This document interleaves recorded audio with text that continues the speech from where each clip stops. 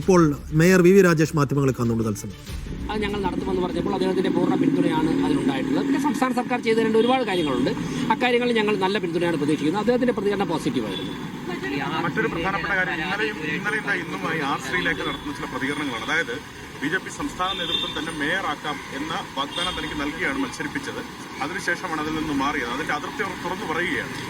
അങ്ങനെ ചില ഓൺലൈൻ വാർത്തകൾ വന്നതായിട്ട് ചില മാധ്യമപ്രവർത്തകർ ചോദിച്ചു. ഞാൻ ഡീറ്റെയിൽ ആയിട്ട് ഇപ്പോൾ രാവിലെ CM-ന്റെ അപ്പോയിൻമെന്റ് ആയതുകൊണ്ടും ഓഫീസിൽ ഒരുപാട് പേര് കാണാൻ വന്നിരുന്നു. അതുകൊണ്ട് തന്നെ ഡീറ്റെയിലേക്ക് പോകാൻ സാധിച്ചില്ല.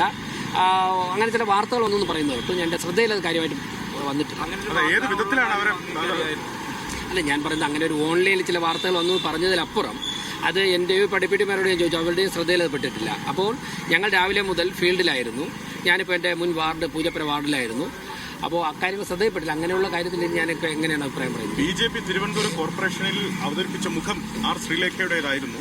അങ്ങനെയാണ് BJP അധികാരത്തിലെത്തിയതെന്നൊക്കെയാണ് പുള്ളിക്കാർ പറയുന്നത്. ഞാൻ പറഞ്ഞല്ലോ, ഈ പറയുന്ന വാർത്ത കേട്ടില്ലെന്ന് പറയുമ്പോൾ അലക്സ് വിചാരം ഓരോ അക്ഷരം ചോദിച്ചു കഴിഞ്ഞാൽ ശ്രീലേഖയായിരുന്നു മുഖം, BJP അവതരിപ്പിച്ച മുഖം. അലക്സ്, ആ ഓൺലൈനിൽ പറയുന്ന വാർത്ത ഞങ്ങൾ കേട്ടില്ല. ആ വാർത്ത കേൾക്കാതെ എങ്ങനെയാണ് ഞാൻ അതിൽ ഓരോ കാര്യങ്ങൾ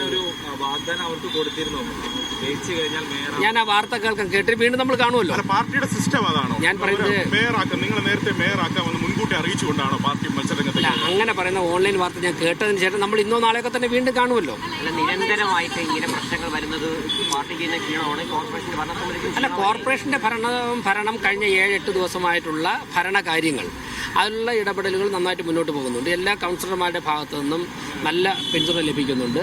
ഞങ്ങൾ ഇന്നലെ ശ്രീലേഖ ചേച്ചി ഉൾപ്പെടെയുള്ളവർ ഒരുമിച്ചിരുന്ന്, സംസ്ഥാന അധ്യക്ഷൻ ഉൾപ്പെടെയുള്ളവർ ഒരുമിച്ചിരുന്ന് അടുത്ത കാര്യങ്ങൾ ഞങ്ങൾ ചർച്ച ചെയ്തിട്ടുണ്ട്. എല്ലാ കാര്യങ്ങളും ഡെപ്യൂട്ടി മേയർ വളരെ ആക്റ്റീവാണ്. സ്റ്റാൻഡിംഗ് കമ്മിറ്റി തെരഞ്ഞെടുപ്പിലേക്ക് പോവുകയാണ്. ഞങ്ങൾ പരമാവധി 7 ദിവസം കൊണ്ട് ഒരു ഭരണസമിതിക്ക് ഏതൊക്കെ ചെയ്യാൻ സാധിക്കുമോ അങ്ങനെയുള്ള കാര്യങ്ങളിലുള്ള ഇടപെടൽ നടത്തിയിട്ടുണ്ട്. എനിക്ക് തോന്നുന്നു നിങ്ങൾക്കും അത് ബോധ്യമുണ്ട്. തലവേദനയായി മാറില്ലേ? കാരണം ആ ശ്രീലേഖയെ ഇതിനായിട്ടും അനുനയിപ്പിക്കാൻ കഴിഞ്ഞിട്ടില്ല സൂചനയിലെ അവർ ഇങ്ങനെ ഓരോ കാര്യങ്ങൾ വിളിച്ച് പറയുന്നത്. അല്ല, ഞാൻ പറഞ്ഞല്ലോ, ഭരണത്തിന്റെ കാര്യങ്ങൾ 8 ദിവസമായിട്ട് എന്തൊക്കെ ഞങ്ങൾക്ക് ജനങ്ങൾക്ക് വേണ്ടി ചെയ്യാൻ സാധിക്കുമോ? നിങ്ങൾ മാധ്യമപ്രവർത്തകർ വിളിക്കുന്ന സമയത്തൊക്കെ ഞങ്ങൾ അഡ്രസ്സ് ചെയ്യാറുണ്ടല്ലോ. സാധിക്കുമോ? അക്കാര്യങ്ങളായിട്ട് മുന്നോട്ട് പോകുന്നുണ്ട്. ഇപ്പം സംസ്ഥാന സർക്കാരിന്റെ പിന്തുണ ലഭിച്ചിട്ടുണ്ട്.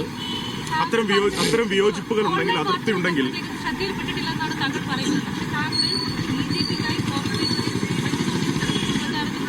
ആളാണ്.